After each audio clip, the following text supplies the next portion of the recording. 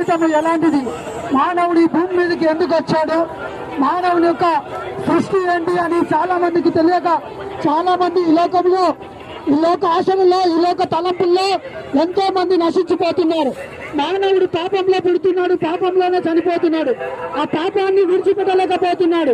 ఆ పాపం ద్వారానే చనిపోతూ, ఆ పాపంలోనే జీవిస్తూ, ఆ పాపంలోనే బ్రతుకుతూ, ఆ పాపం మానవుడు అనుకుంటున్నాడు నేను చేసేది రైట్, నేను చేసేదే కరెక్ట్, నేను చేసేదే నిజమైనది అని మనం అనుకోవచ్చు. మన మనసుకి ఏది నిజం అనిపిస్తే అదే నిజం అనుకుంటున్నాం.